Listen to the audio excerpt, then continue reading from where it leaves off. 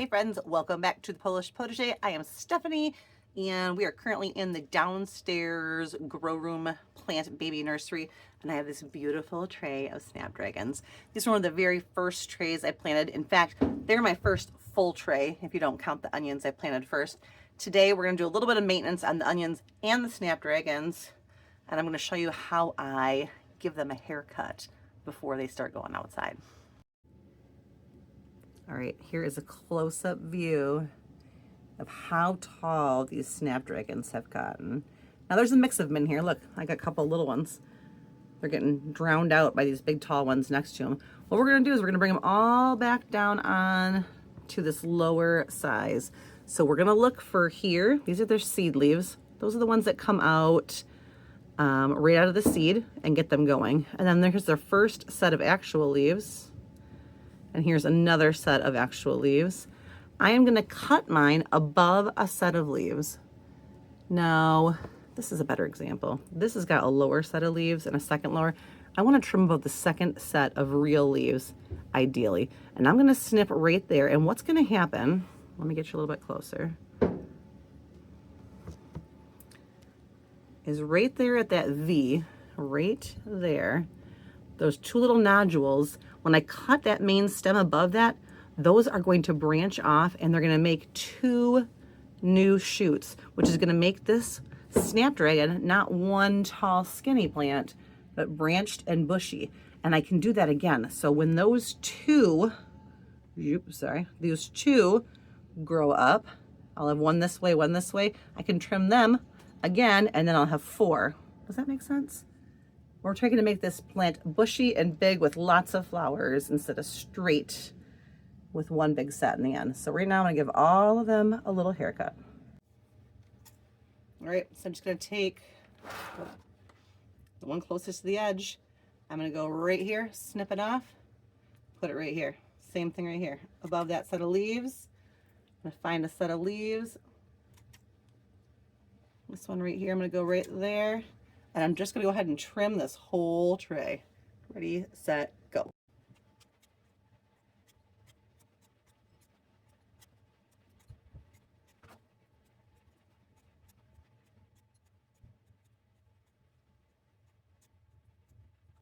So friends, I took all of this off the top of these. Now, what I can do is I could take some of these longer ones and put these in water and let them root and make new plants. But I've got a lot of plants here. What I'm gonna do with these is actually put them in the fridge because they are edible, and I'm gonna feed them to the rabbit. Sky the rabbit gets a snack. The rest of these you can see are much shorter, and there's actually quite a few places where you can see that the little, oh, here's a good one right here. Look at this guy. See, this is the junction where I cut it off, and look, there's already growth starting there because of the way that that Snapdragon grows. Isn't that cool? You're gonna see I got lots of little ones down here too. I wanted to cut those shorter and get the little ones a little bit more chance at some light. These look fantastic. This is the best tray of Snapdragons I've ever grown. She is beautiful, and I love this bootstrap tray. Same thing here. Here's our onions, looking fantastic. We're gonna give them a giant haircut. And these ones, you can be pretty rough with. Onion seedlings can take a pretty good beating. Just giving them a haircut. These are green onions. You can cook with these like green onions. I'm gonna put them in my fridge. And I'm actually gonna pull them down even a little bit more.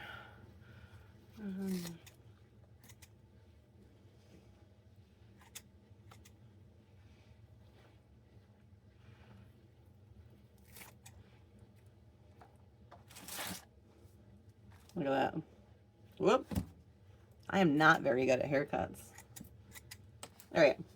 This is gonna keep them from falling over and flapping. Like you can see these ones are kind of doing.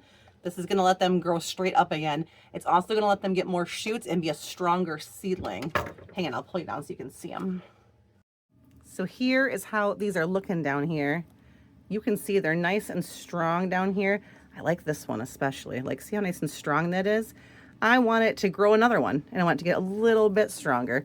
So I'm gonna put it out there as strong as I can get it, and these can go out almost any time now. They could probably go outside now, but I'm not quite ready with the bed I want to put them in yet.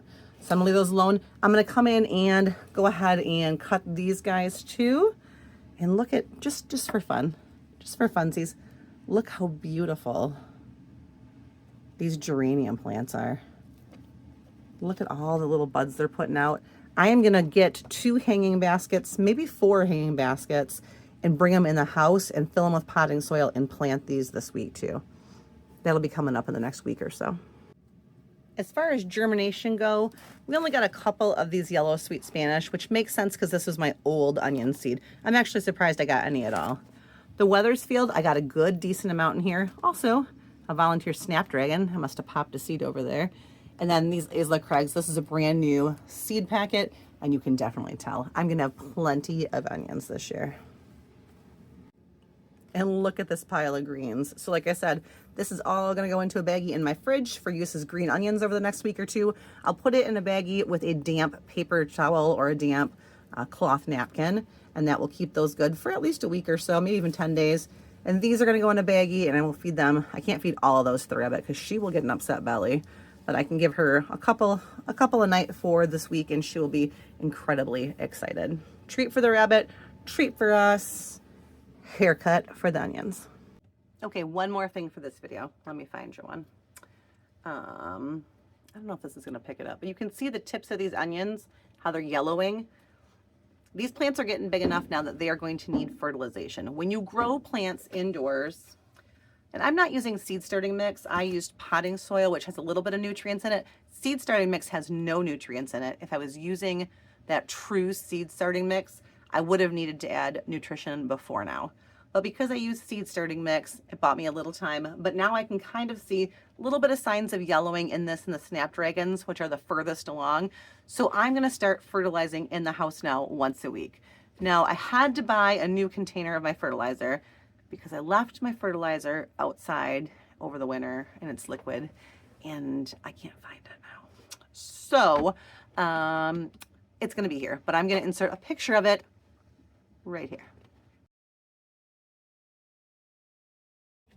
So it's called Neptune's Harvest, and it is a seaweed emulsion, a fish emulsion. And it's actually made right here. I want to say it's made in Maine, and it's made, and if this is gross as you know, and I'm very sorry, but it's made with like the leftover fish parts from the fish industry over on the East Coast. They take it and they use it to make this emulsion, which is a fertilizer for plants, all natural.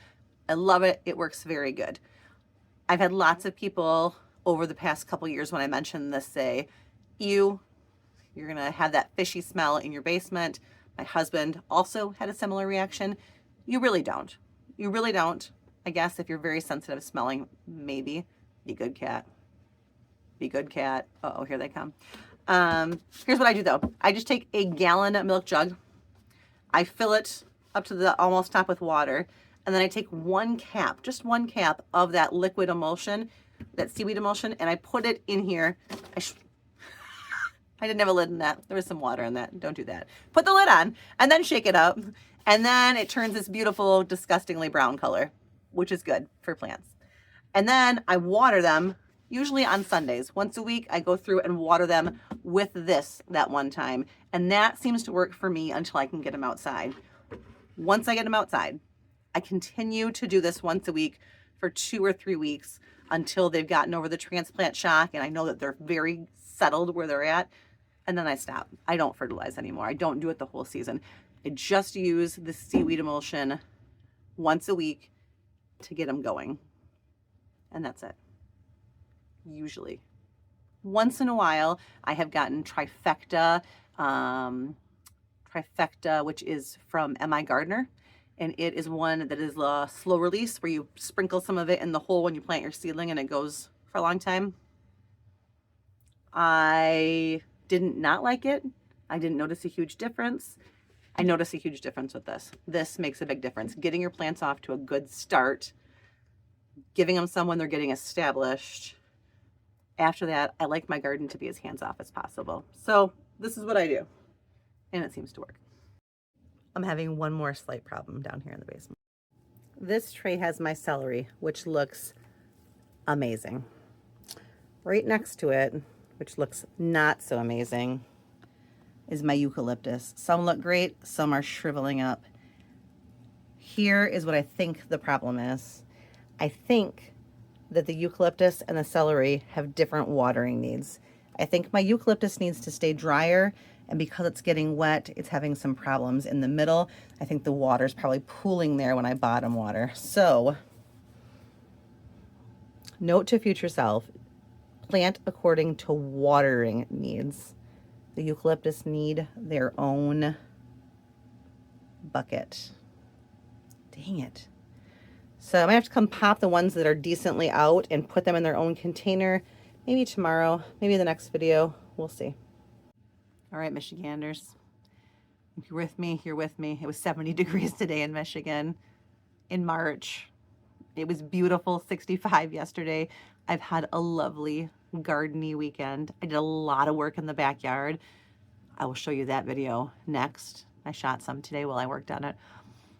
But it's going to drop back down to the 40s. This is not summer yet. It's not even spring yet, but it's close. It's really, really close.